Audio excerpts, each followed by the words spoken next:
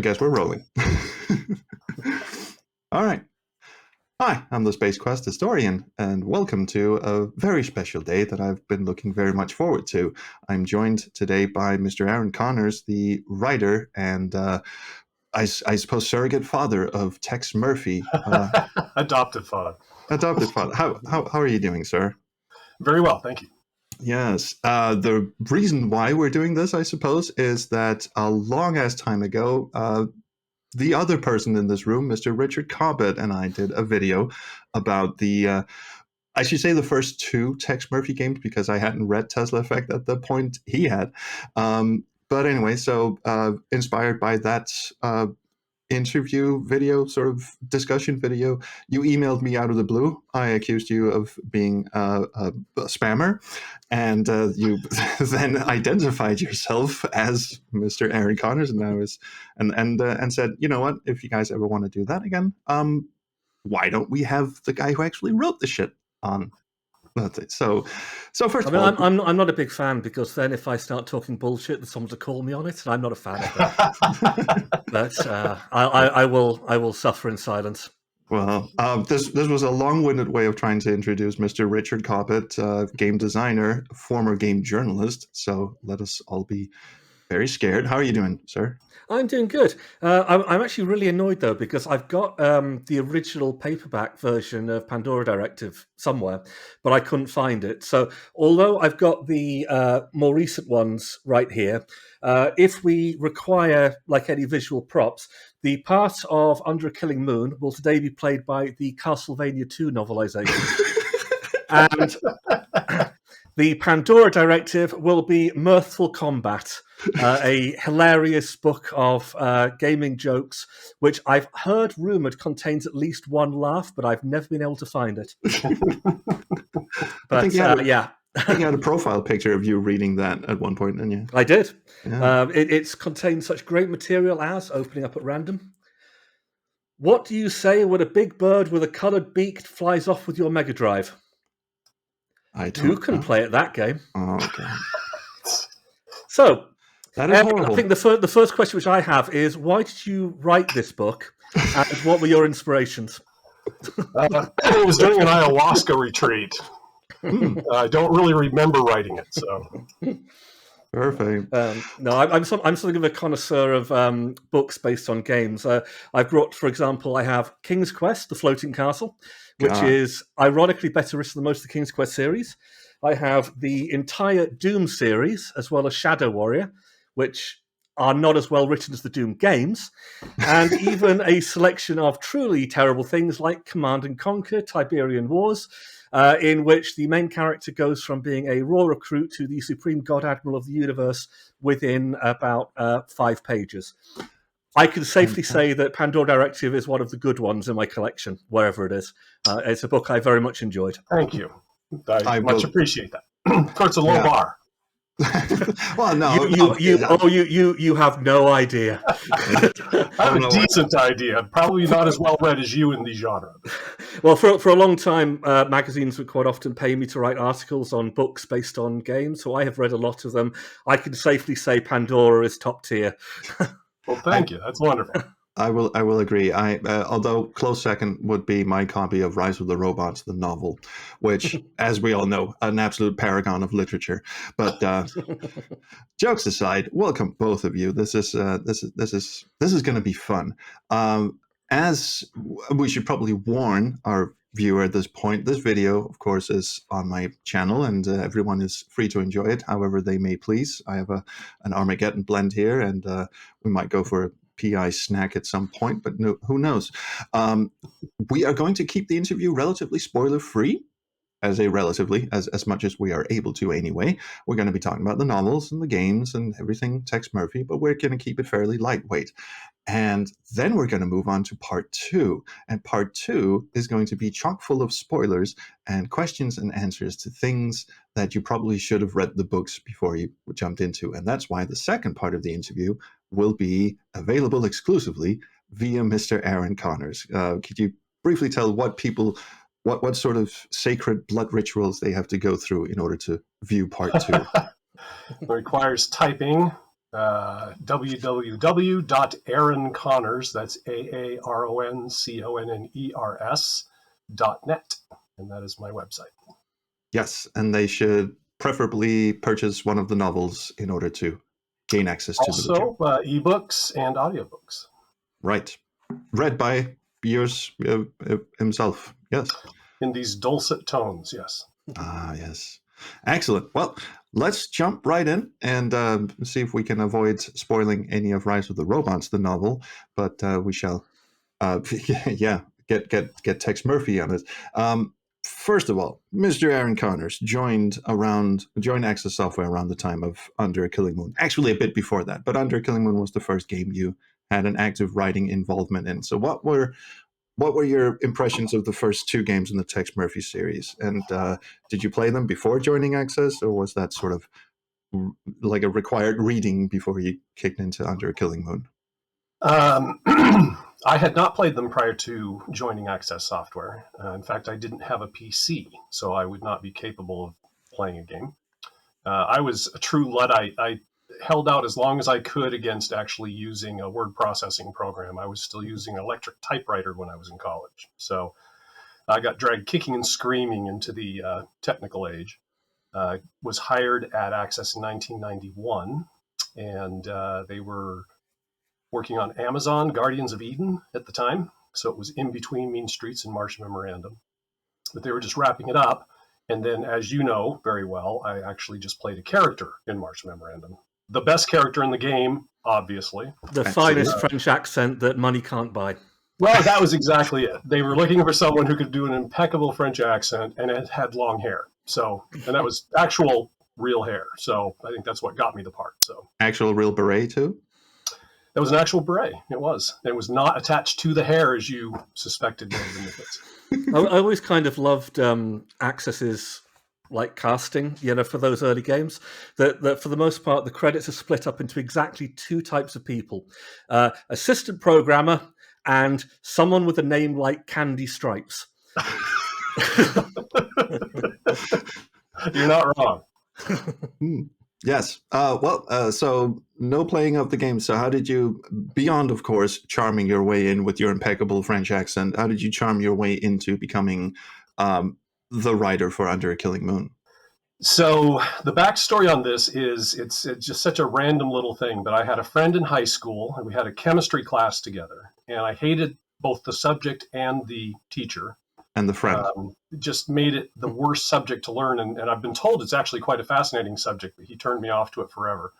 And to keep myself from going insane, I started composing an epic poem about him and his pet snake, which he didn't actually have a pet snake. But and every day I would just write a couple more stanzas, and I would do my very crude illustrations, and I filled, a big chunk of a notebook full of this thing. And my friend who sat next to me would see me writing, and he asked me one day what I was doing, and he read it and laughed his ass off and said, "That is amazing." This friend became a programmer, graduated from college, went to work for Access Software. I had not spoken to him in probably 5 years.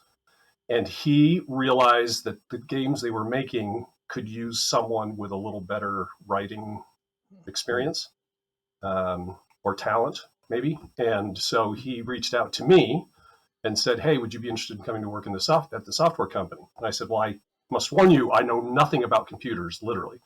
He said, "No, I think they need your creativity." So they got me on, and I was just doing tech support for the first couple of months, just to kind of how ironic. Hang on a moment. Hello, you've reached Access Software. Yes, my game doesn't work. Too bad. Have you tried? Or alternatively, I can't help you with that, but I can write you a fantastic acrostic. Exactly. But as it turned out, this friend of mine also thought that Chris Jones and I would get along really well, which turned out to be an understatement. I went in and met with Chris and gave him some background on some creative projects that I had done. I'd grown up making board games my entire life. I was obsessed with video games, as in the arcade style. And then, of course, I had my lyric poem about J. Vaughn Bennett, my chemistry teacher. And I had actually started writing and hosting murder mystery parties when I was in college. And so I had done about a dozen of those where I would write the story, I'd write all of the characters' parts, I'd lay out the timeline, and kind of oversee the whole party interaction. And they were very successful. Like, people were, when they find out about them, they'd want to be a part of them, and it turned out to be a really fun experience. But it also prepared me really well for interactive writing. So I showed Chris one of those murder mysteries, invited him to one of the parties, and he said, "How'd you like to take a crack at the story for our next game?" Which at that point was Under a Killing Moon. Wow. And all he said was just like, no snakes. Can we try and keep snakes out of it? Yeah, when we said we wanted Python-esque humor, we were... So how much of Under a Killing Moon was written at the time? Because obviously the style of that game versus Pandora especially is like night and day. In terms of, like, Joachim's more of an outright comedy for the most part. The stories obviously are structured a lot differently. So I'm just kind of curious how much of it was there when you got started. So I don't even remember where the seed of the idea came from, but Chris and I, once we became friends, we would just hang out all the time, just talk, and it probably came out of one of our conversations of, hey, it'd be cool if we did this and this and this. And so I went away to write my first game story, having absolutely no idea what that entailed, and came back and had a big old summary written up. Chris read through it and he goes, "I love it. Now we got to cut it by about 2/3." And so that's why some of the sequences that are in the novel of Under a Killing Moon are there, because they were cool sequences I thought would look great in the game, but weren't able to make the cut.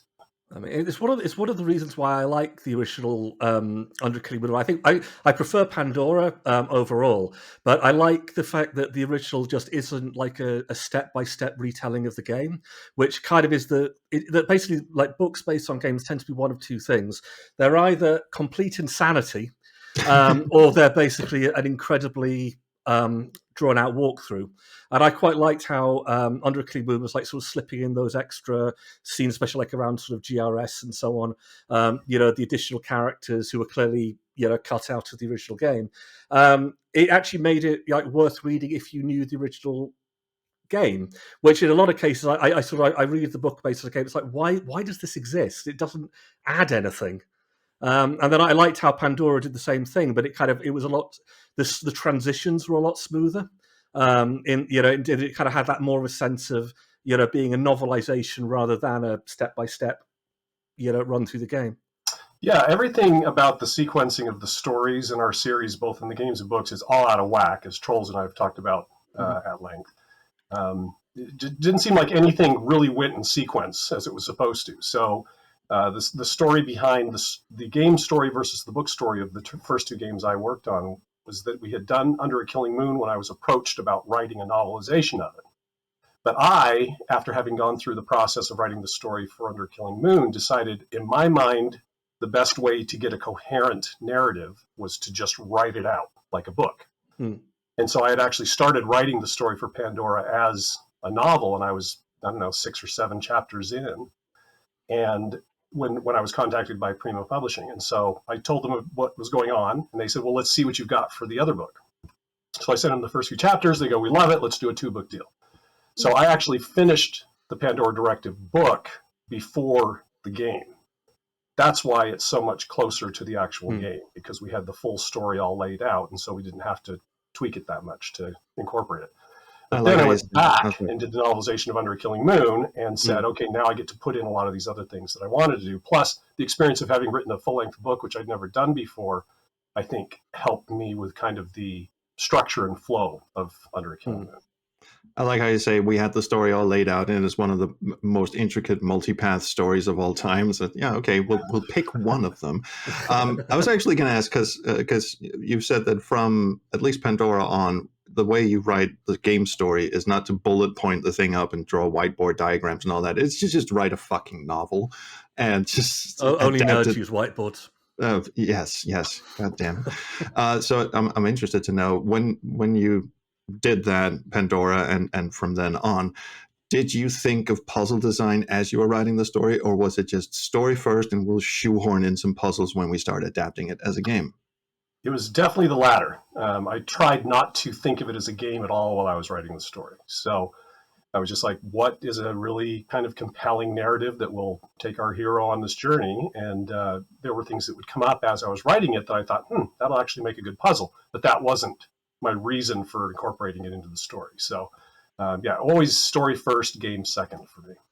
All right. So, out of interest, with Pandora Directive, I'd say that there are two major deviations from the game version of the story, which is Roswell and when Tex visits Elijah Witt. They have a whole thing with his granddaughter, Vasha, I think her name is.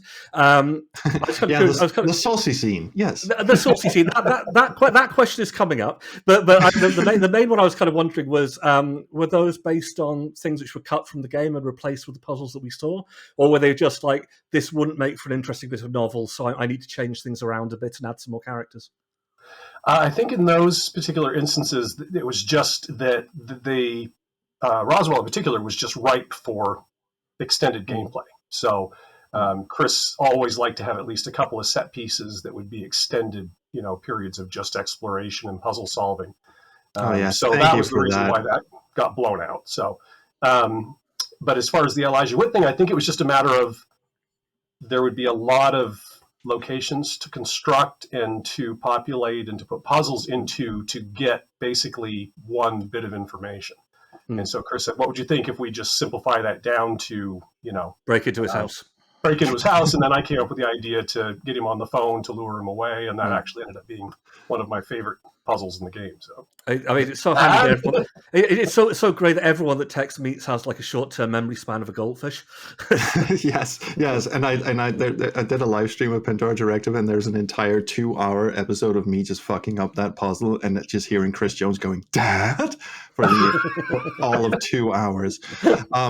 So pulling back a bit to Under a Killing Moon. So you pretty much clean slated Tex for Under a Killing Moon. He lost a lot of the characteristics he had from the first two games, as in being this hard-boiled PI and also a bit of a horn dog. Let's just be perfectly frank about that.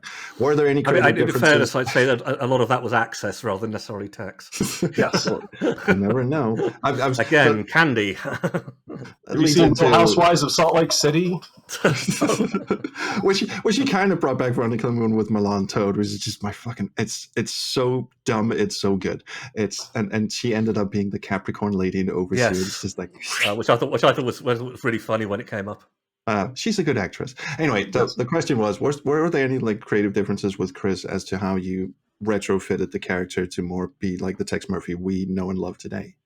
No, we had plenty of creative discussions about things, but that was not one of them, because I played through the first two games, excuse me, and it just didn't feel like Tex had a whole lot of personality, and there was a lot of inconsistency. It was like he's a hard-boiled horn dog, and then he's kind of a idiot savant goofball, and then he's just all over the place. And he murders a snake in Martian Memorandum, so there's there's your snake. So it felt to me like a natural fit to have him become more obsessed with the 1940s era detective, and because I found out that Chris and I actually had very similar taste in our movies as well. We're big film noir fans. We love Bogart movies in particular, and so to play a Sam Spade type character, but firmly tongue-in-cheek, really appealed to him. And so adding things like him being divorced, perpetually being down on his luck and out of money, those were not ever things that were part of the first stories. But far from it. Then we weren't thinking this was going to end up being what it is today, where it's still alive and well for a lot of people, 30 plus years later. So having it make sense with the previous games was not high on our list of. Something which I've often wondered is that Under a Killing Moon kind of feels like relaunching the series in a federal. Obviously, you had the 3D, there was the whole interactive movie element, and yet the ending is so closely tied to Martian Memorandum. And I was kind of always curious why, why pick up that plot thread at the end of Under a Killing Moon? Yes, why Lowell Percival? Come on. Are we going to go there right now?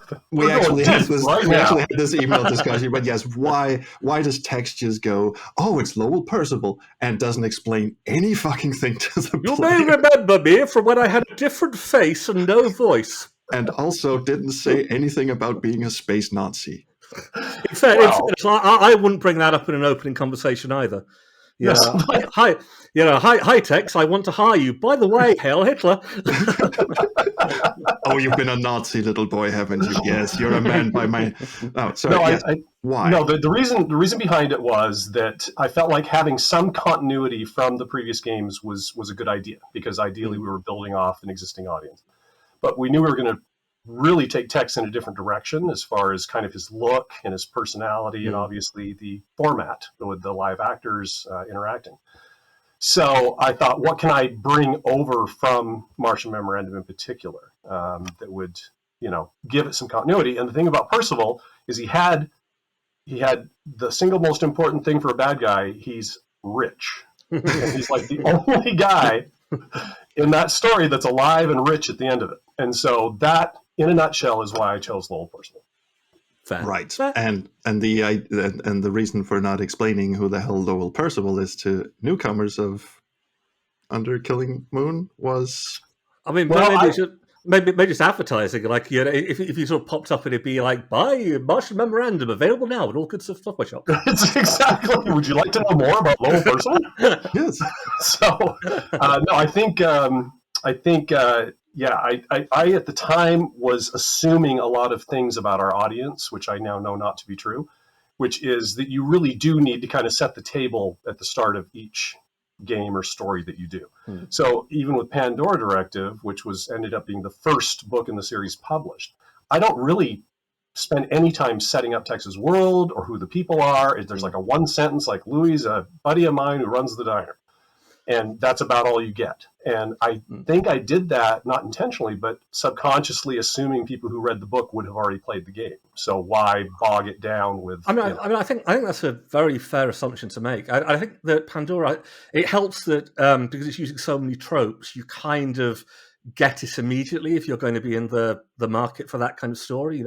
I think having it written in the first person kind of does a lot of the heavy lifting there, because just like that if it's Tex and he's going down to his local cafe, that it's not going to be some sort of fantastic, fancy thing. You kind of sort of get the irony of him living in the Ritz, even though he's broke, and what that says about the Ritz. I think it works in much the same way as I think the stuff like the Dresden Files, where it's tropey enough that you don't need to explain everything, but equally it's got enough of its own character that then you can focus in on those bits more clearly. Yeah, I agree. The one thing about the universe that needs to be explained, and which I've noticed that you explain in every book, time reversal. One is the time reversal. Second is the mutants. World War III, post-apocalyptic, some people are mutants. We now have a substantial class divide. That needs to get out of the way. And then everything else, like you say, it's in the first person. So when Tex says, "This is my good friend Louis, he runs the diner," you just go, "Okay, Tex, that's your friend Louis, he runs the diner." Even if you never played the games, you can kind of see what Louis looks like. Yeah. I really like in Pandora how there was a bit more time to kind of lean into the stuff that a game will struggle to do. Like the friendship between the two of them. There's a whole lot of stuff, for example, about Tex crashing on Louis' bed, and these sort of wonderful lines like, where the first night he lets him just sleep on his actual bed, the next night he's on the put up bed, and it's like a torture device. And I really like those little character moments, which the game obviously is sort of too busy on puzzles, day one, day two, day three, to allow the relationships to just simmer a little more. I thought, again, it was one of the reasons why I liked it as a companion to the game, and something which it gave me that the game, not because the game didn't do it well when it went in those sections, but because it just didn't have the time to do them in the same way that the novel could. Yes, I appreciate that you enjoyed it. One of the big things too is that conversation was a precious resource for us in particular under Killing Moon, because those are big old files that we had to create, and so we had to be careful to economize without it feeling like we're just getting you from A to B. And so just the fact that we did have choices in the conversations alone was kind of amazing that we were able to get away with that, because it obviously doubled or tripled the amount of content that we had to film. But even with that, it just didn't give us the luxury of really digging into those real personal moments that aren't super relevant to the story. Oh yeah, the fact that Pandora Directive even fits on 6 CDs, which was a massive amount. And just how much the paths vary. In that I didn't realize the first time I played through. Because I think everybody it's Lombard Street, the standard one. Yeah, there's the middle ground. Yeah, I think that's Lombard Street. Then it's that's Boulevard Lombard. of Broken Dreams. No, And Mission Boulevard Street. is Evil Tex. Yeah, that's right. Because I know that I think just about everybody gets Mission Street on their first. Sorry, Lombard Street on their first playthrough. Oh yeah. But I remember trying it again, and I was really impressed by just how many different scenes there were. If you took the evil path in particular, because again, I played a lot of interactive movies, and they did not do that. And at most, interactive movies would have like a binary choice at the end. Oh yeah, that you sort of like good ending, bad ending, and usually no real connective tissue. Yeah. Well, speaking of Pandora Directive, speaking of the branching paths in Pandora Directive, apart from the canonical ending, which is the hollow dates thing, which of the endings in the game is your favorite ending? Clown. It's such a toss up. This is so apples and oranges because I love that clown ending so much, but the Chelsea ending is so satisfying, and I think it's a perfect cap on a Tex Murphy story because it's like he finally gets the girl, but instead of it being they ride off into the sunset, in some romantic thing, there's one last joke, one last kind of kick in the pants to Tex. Thinks he's going to get lucky, and he's probably not. So, well, I think he is, or at least Chelsea is, and it's much more of a whip crack than a kick in the pants. But yes, and you really have to steer the ship to get that ending. Like the other ones, fair enough, you can bumble. There's like 4 endings to the Boulevard. There's 2 endings to Lombard Street, but there's only one direct path to Whip City, and that is pretty much all that one conversation before the future flamingo. That's the hardest conversation in interactive movie history. Yes. Well, if I can, I mean, obviously, I put a lot of work into creating the pathing, and I will say, I think it turned out as well as I could have hoped because I think it works really well. My rough percentages going in was because, to back up a little bit, I actually had to convince Chris to do the paths because his whole thing, understandably, was that's a lot of extra content that people aren't going to see unless they play all the way through. And so I had to lobby so hard for it and convince him that it really wouldn't be that much additional content. And honestly, it's not. It feels like a tremendous amount of it's the key scenes. Like the business with I'm forgetting her real name, but Lucy Love, the strip in her room. Yeah. Tex is most sinister. The stuff at the ending, like the occasional clip, but again, nobody else was doing anything close to that. So it really, it really worked for me. So for example, we had to tweak it quite a bit because what I wanted ideally was for about maybe 60% of people who played to get the Lombard Street ending, 60 to 70%. And then people who really wanted to go the dark path could get to it fairly easily. And so I figured maybe there'd be 10 to 15%. Everyone else would probably, once they found out there were multiple paths, try to get someone to tell them how to get the Mission Street ending because that's what so many of the fans were longing for. But as it turned out, maybe 5% of people got that, even trying to find it. And that was perfect because it made it this elusive goal that motivated people to go back and replay. Do you know what the absolute elusive goal is of Pandora Directive? It's that the game box lies to you. It says there are 2 Mission Street endings, and there's just one. So the game box. Well, no. And ending 1 is that you get it and you're satisfied. Ending 2. While we're talking about morality, because I'm currently designing a game where you're playing a vampire. So there's a lot of sort of nasty options that you can do. And I'm kind of curious to just kind of comparison that because Tex is generally such a nice guy, how much do you think it's relevant having the bad options there to be chosen versus not to be chosen? That kind of element of, having to actively stay on the straight and narrow rather than necessarily wanting to see Tex become a bastard. So you're talking about what the motivation is for the player? No, more for you as a writer. Do you see those the path thing as like the option to play Tex that way, or do you think that the options to play him nice and not do that in themselves kind of an interesting kind of gameplay element? I thought it was fascinating. I mean, I enjoyed it so much. In fact, one of the things that makes that darker path seem so dark is that a lot of the voiceovers are different. So the actual cutscenes are, the major ones are different, but a lot of the other ones are exactly the same. But how Tex contextualizes the scene, where he says, I'm going to go talk to this guy and I'll do whatever it takes to get the information. If I got to rough him up, I'll do it. So you're coming into the scene with the idea of Tex is a desperate man who's willing to do a lot of things. It ends up playing out the exact same way it does on the other paths, but it feels different.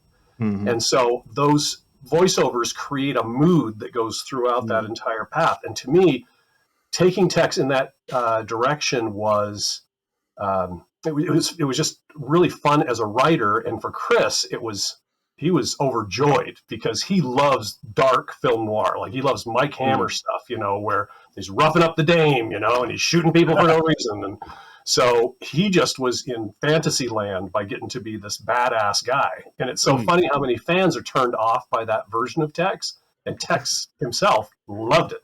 So. I mean, it's kind of interesting because obviously I don't know Chris Jones. I think we spoke to him once, but when you're playing through the games, you can sort of see a certain awkwardness with some of the dark stuff.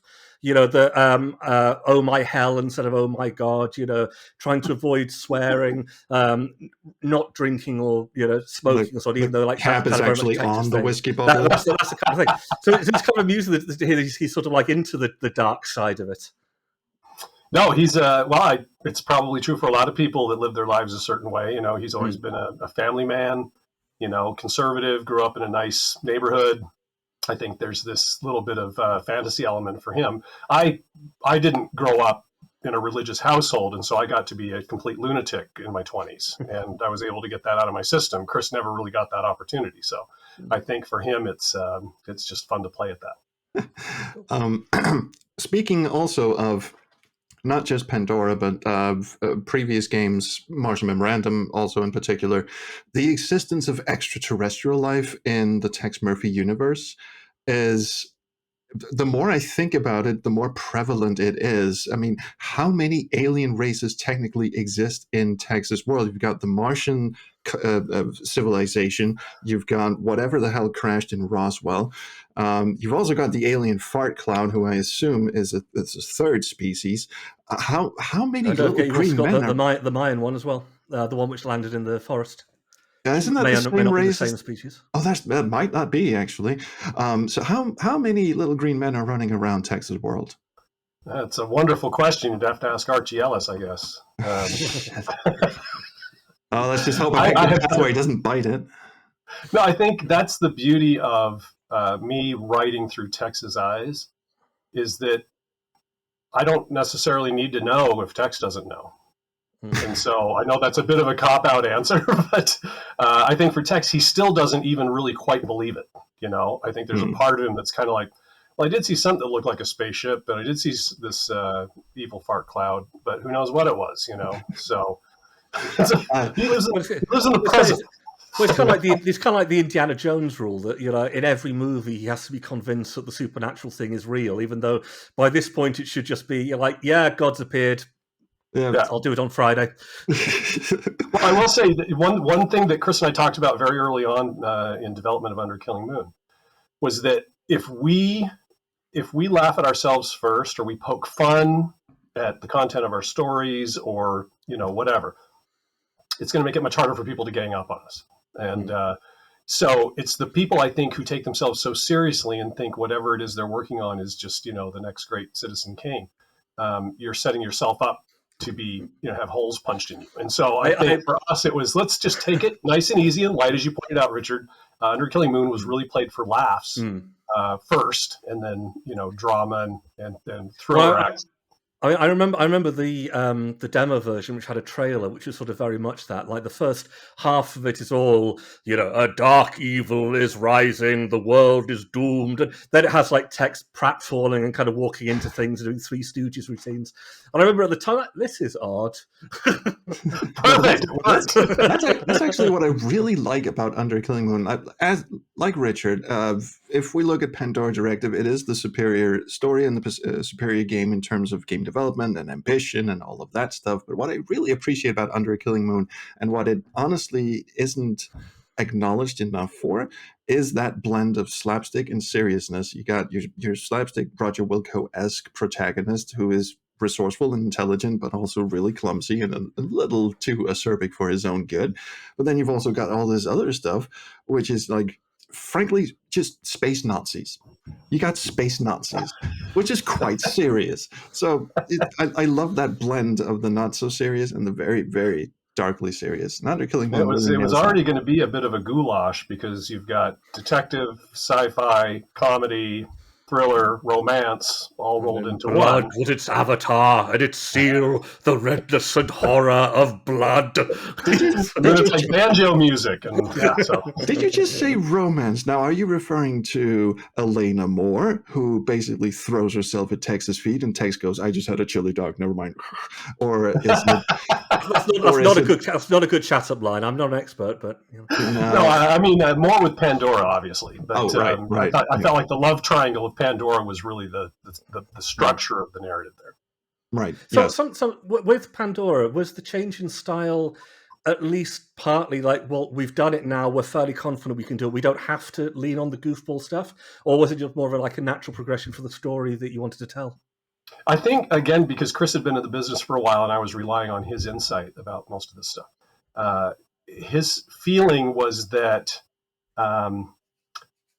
if we're going to take a lot of chances with this, let's make sure we are good-natured about it, make the character likable and, make sure people have fun and have some laughs and things like that. Because this was such new technology and some of the early stuff we'd seen wasn't very good. Mm. And so we thought, we would love for people to actually embrace what we're doing. But on the off chance it doesn't really meet their expectations, let's just keep it light and fun. And then once we realized, no, we can actually do this. We can actually do something that's much more movie-like. Then that was the next step with Pandora. I can't think of many games that have had such... And I liked Under a Killing Moon. I bought it back on release. But I can't think of many games which have had such a dramatic jump in storytelling quality, between two entries. Obviously the direction, Chris's Tex, so much better at acting in that one. And of course the writing, it genuinely impressed me. When I was kind of playing through it, it's like, it felt like, we sort of jumped from game 1 to game 5 or something like that. So it was kind of just a perfect storm, I guess, of things coming together, both having technology to take some big leaps forward and then bringing someone in who, even though I didn't have a ton of experience writing long form narrative, I did understand game design and had enough writing experience to see how the two could be blended together. And that was one point I always wanted to make, and one error I think a lot of other games made, is it felt like the story and game were really separate. And so you'd play some game, get some story, play some game, get some story. And I was like, whatever we can do to integrate the story as much as possible within the game, the better it's going to be. And so just fortunate that I had the aptitude for it and people liked it. Speaking of, you'll notice, by the way, that we're not talking so much about Overseer and Tesla Effect. And I think the reason for that is a lot of that is going to be in the realm of spoiler territory, which we'll save for the second interview. And also that, Aaron, you weren't as directly involved in adapting Tesla Effect as a game. Correct. So you wrote the novel, and we are going to talk about the novel. Hot damn, are we going to talk about the novel? But that's spoiler territory. I will say one thing about Overseer, just because we probably won't come back to it, but I kind of want to say it. There's a sequence, and I won't give spoilers, but I'll say it's the villain's last moments in Overseer are one of my favorite villain monologues in gaming. I absolutely adore that sequence, and whenever I'm kind of people often ask me especially if they're kind of getting into sort of narrative, the narrative side of game design, they often kind of ask me what should I check out, and one of them is always the speech at the end of Overseer, which is beautifully performed. But it always stuck with me as just this fantastic bit of writing. There is no question attached to this. I just didn't want to waste the opportunity to tell you how much I liked it. Thank you, Richard. Absolutely, I very much appreciate that. Michael, And you now are back to the talking. snark. Yes, back to the snark. So, with Under Killing Moon and Pandora Directive, what are some of the most important? Because you said you had updated the novels since writing them originally, and I have the two original paperbacks, and I've read those a bunch of times, but I haven't read the updated ones. Excuse. So, what are the most important updates? So, why should people like me who've already read the original novels read them again? Um, so I would say there's not a lot of change to the content of the story. Um, I, I, what content is changed is, number one, the biggest one was the fact that the internet did not exist uh, in the way we know it now when I wrote that book in 1995. And it just seemed like it would be too big an exclusion to have going forward, because in any world where Tex can't just look something up online and has to literally fly in his speeder somewhere or stop at a payphone and open the phone book to get a number, things like that, it just felt like it was too incongruous with reality.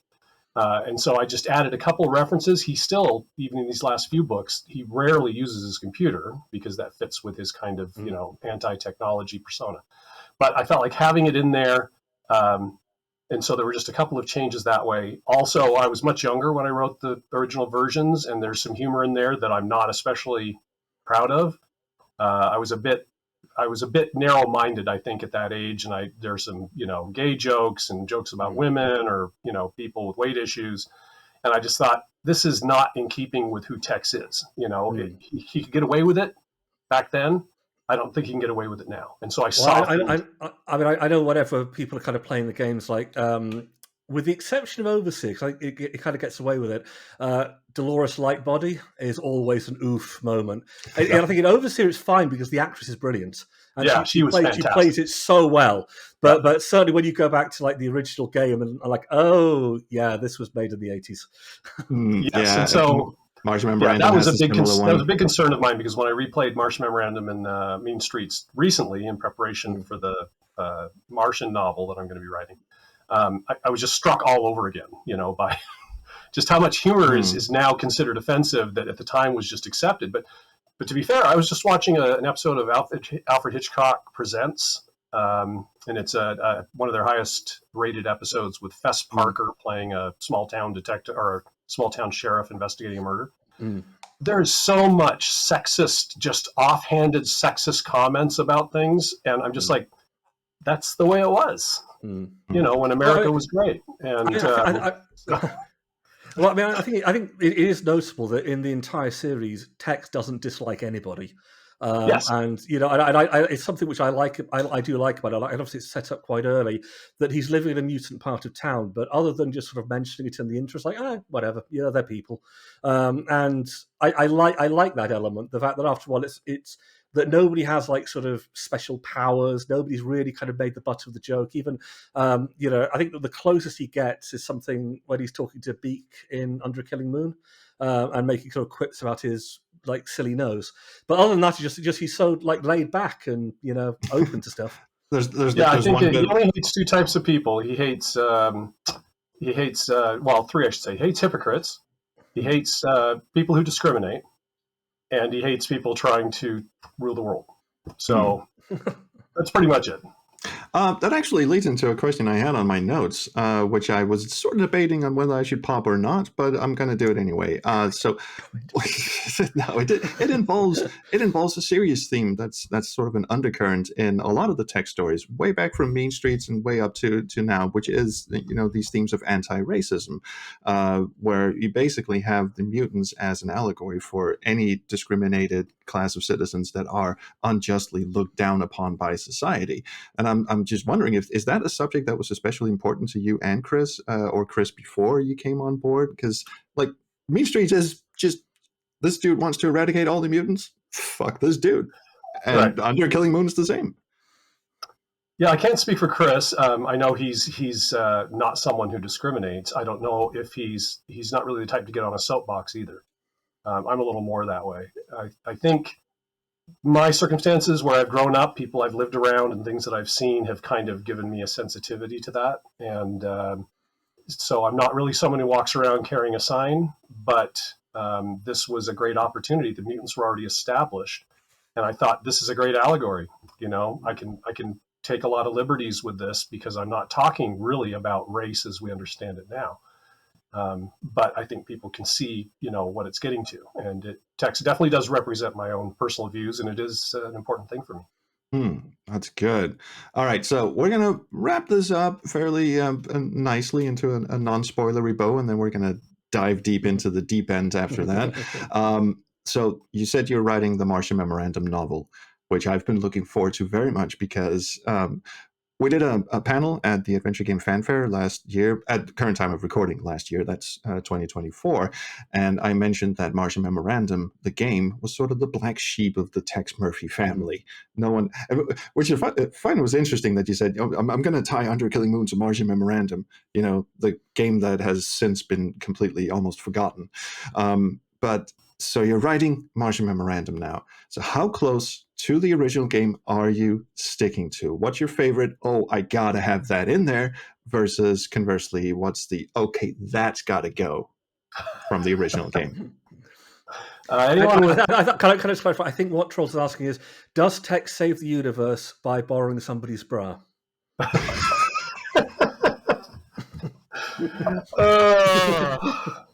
Well, the short answer is no. No, it's. I guess the best way to think of this is that the Tex's experience going to Mars has relevance within the canon of the books at this point. It's been referenced a couple of times. I was still debating whether or not to do it as a full-length novel or just do it maybe as a short story. But what I realize is it gives me a nice opportunity to actually bookend the series. I can make this Martian Memorandum novel the first book in Tex's chronology.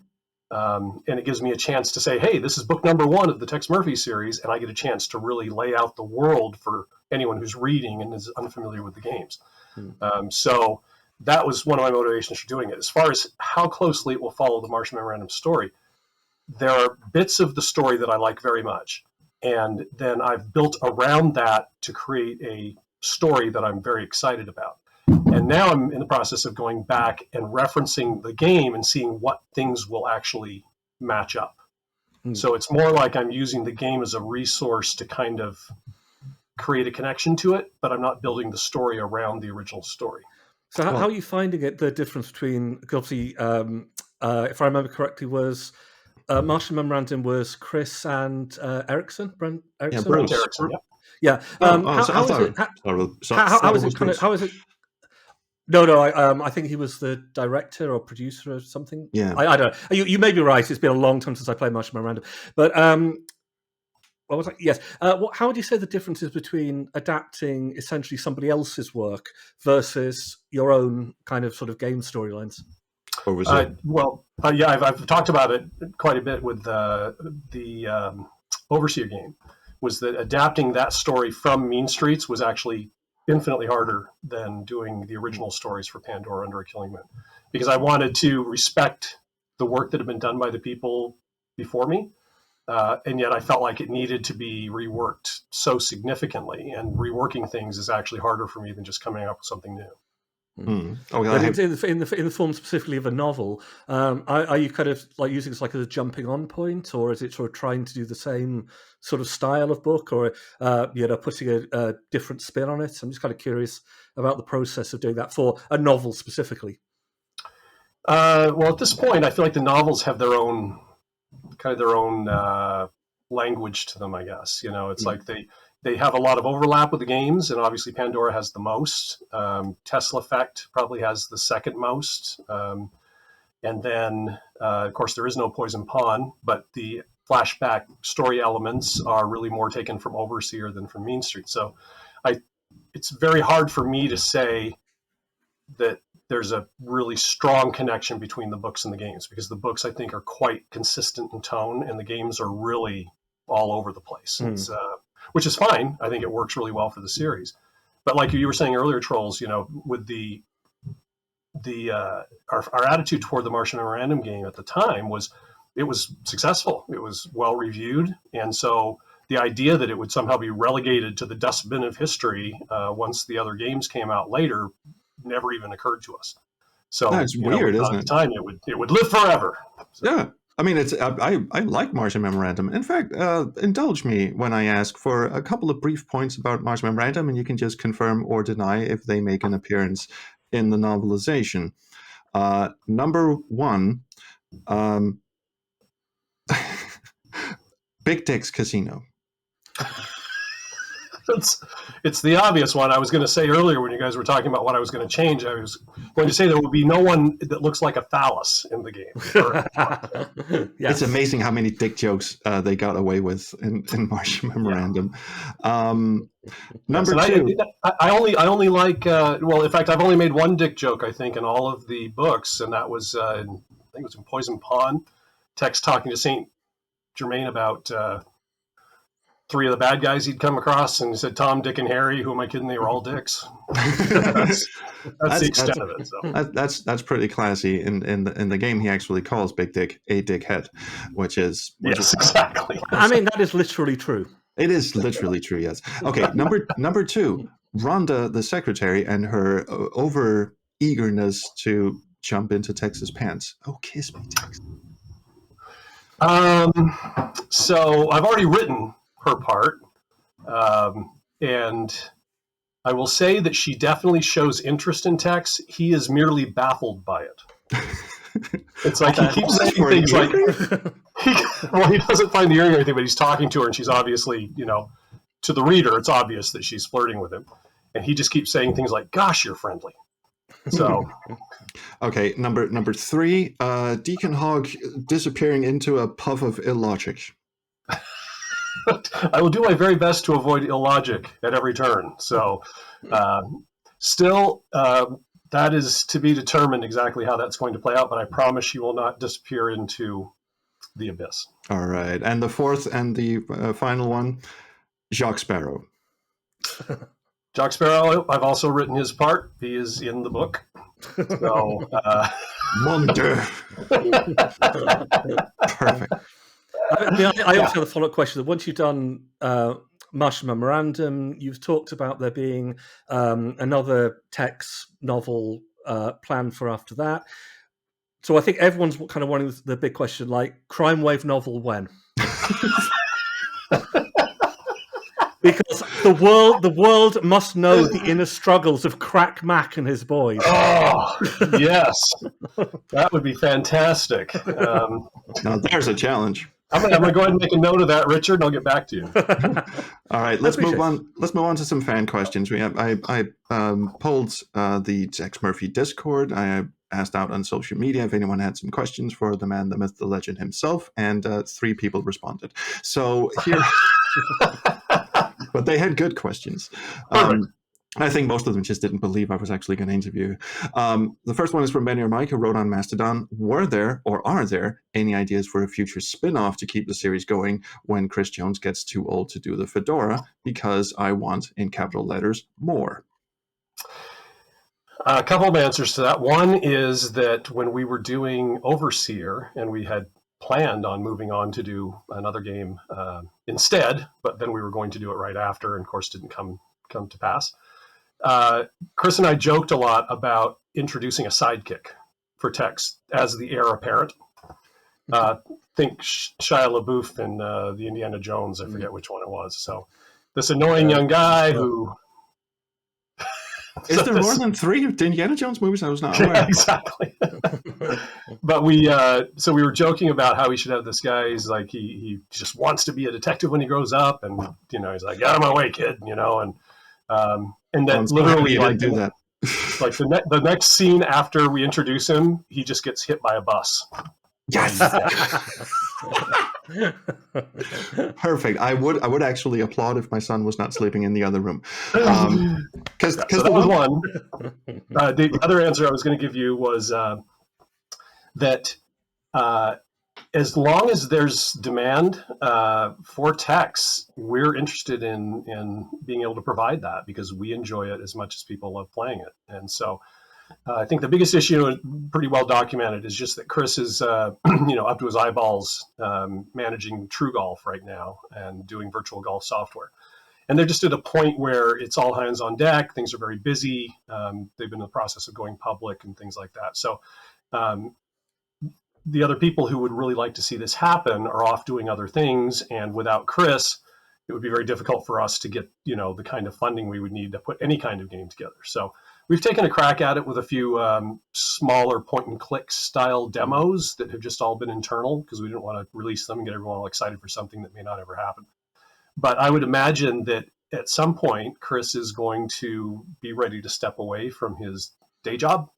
And he will last like a month before he'll be calling me and saying, hey, let's make a game. So with any luck, we would be able to do it. And whether we recast or, change the character, or we just switched over to a point and click style and went back to more of a traditional old classic adventure game that has Chris's voice and my writing and, captures all of that. Yeah, I think there's a good chance that something could happen. Yeah, we've also talked about this in private, and now Manny or Mike has specifically asked what's going to happen when Chris Jones gets too old to don the fedora. Well, the simple answer is just go back to the Martian Memorandum Mean Streets style and just have him do the voiceover, because the voice doesn't really change as much. To be honest with like the Tex style, I mean, it's not like he'd have to do kind of lots of really difficult stunts and so on. I mean, you could kind of be an older detective who's sort of maybe like leaning a bit more into the asking people questions and sneaking around stuff. It's like I said, it's a bit more difficult when you've got Harrison Ford, who has to be dodging like rolling boulders and things like that, which aren't just in front of a green screen. But well, there's that, and then there's when the co-writer decides to get in a fist fight and get thrown off the roof. There's those little. For those who don't know, that was Aaron Connors in the black suit getting thrown off a roof in Pandora Directive. All right, next question. No one here is what he appears. That's the actual name. From the Tex Murphy Discord has 2 questions. Number 1, which cameo appearance in the games did you like best? And I suppose with cameo appearance, I suppose they don't mean like main top billing. Well, I think by cameo in the case of the Tex games, that means starring.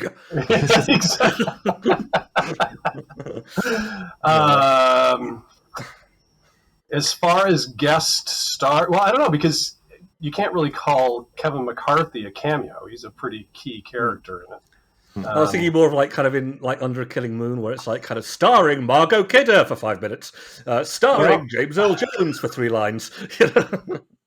Oh, James Earl Jones was your game over sound. He was perfect. I've always wanted James Earl Jones to tell me when I fucked up.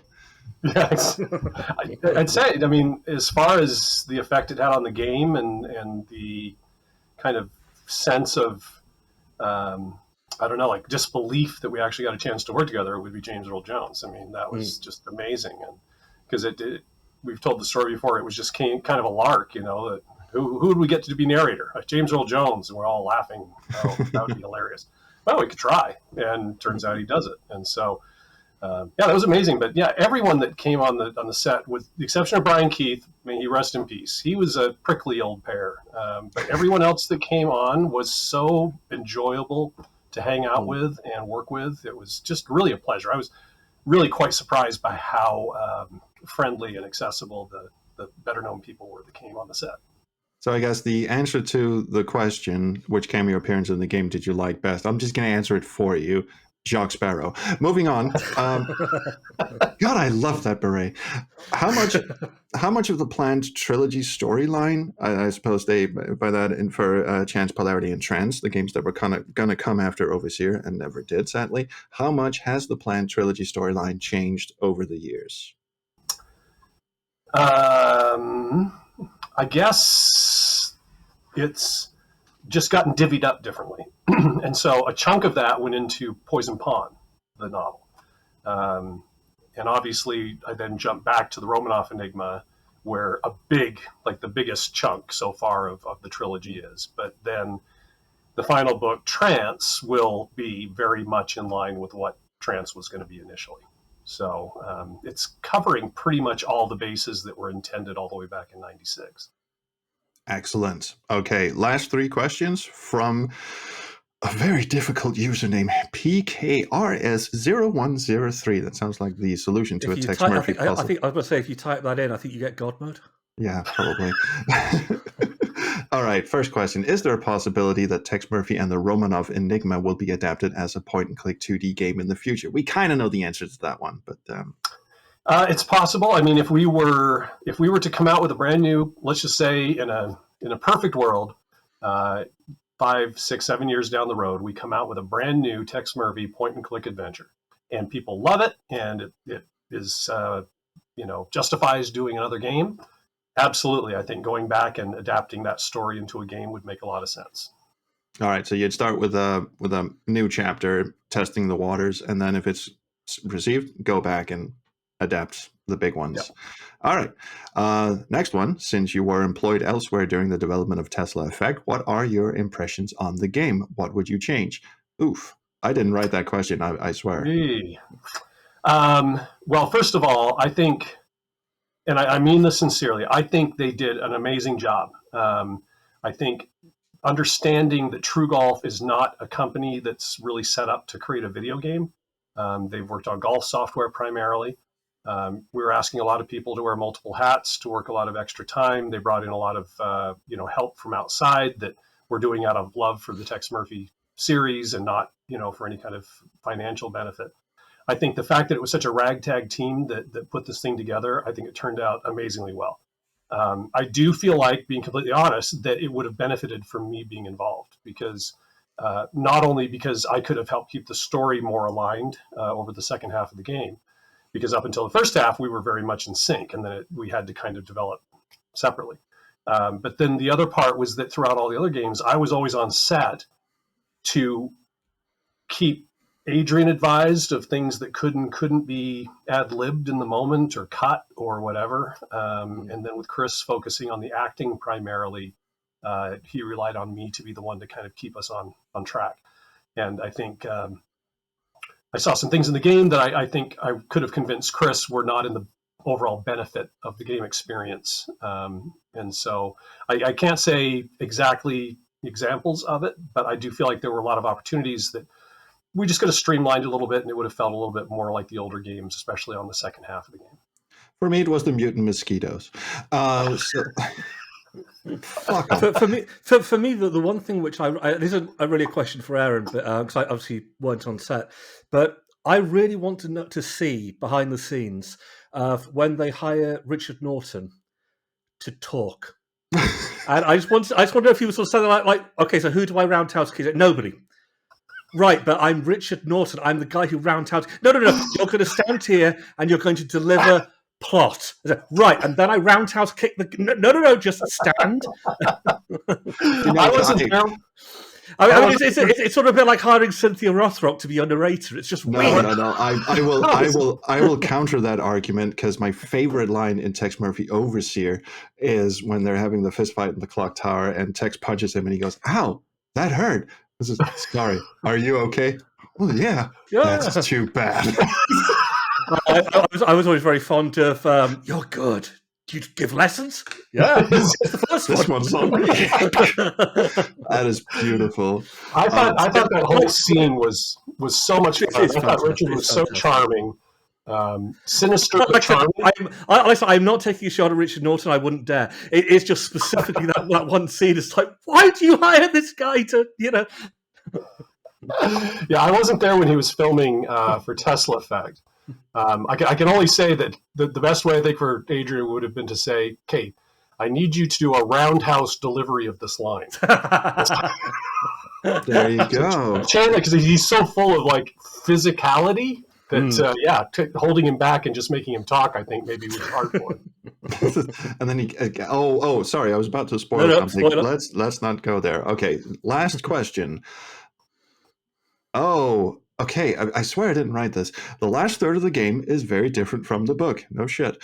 Would you love to do a remaster one day? Yeah. Moving on. Yes. So, Richard, we've gone an hour now. We're about to wrap this up. Is there any final non-spoilery question you would like to direct to Mr. Connors? No, I don't think so. I think we're going to sort of dig into the books a lot more in the next chunk. I think anything I've got can wait till then. But yes, thank you for inviting me to be on the video. Oh, I think we should do this every week. I'm having a lovely time. Oh, good. Thank you. I'm having I a wonderful always time have this as well. problem that because I'm British, everything I say sounds a bit sarcastic. But I just want to clarify that I don't mean that when I say that I have very much enjoyed the books. And like I said, I genuinely think the Pandora Directive book is certainly one of the best game novelizations out there. And I realize again, that sound a bit like damning with faint praise. I do not mean it like that. I genuinely enjoyed it. It's why I've kept the book since the mid '90s. And if I knew where it was, that would be great. But it's here somewhere. I have to respond. Thanks, Richard. Thanks, you're Richard. welcome. Well, Aaron is no stranger to sarcasm. At that panel. Oh, am I, trolls? Yeah. This is going to be awkward for the next hour. It was a perfect moment. I said to the audience, introducing myself, "Hi, I'm the Space Quest historian, and Tex Murphy is my second favorite adventure game series of all time." And Aaron just, without pause, goes, "Well, you're my second favorite interviewer of all time." Cut, print, beautiful. We've been best friends ever since. Well, that is it for this first half. Again, if you want to see the second half where we dive into deep spoiler territory, go to aaronconnors.net. He can spell it for you later. And buy some shit. And you'll receive a link to the second video. So that's it. Thanks so much. See you around the Chrono stream. I have a catchphrase. It's stupid. Hi. Bye.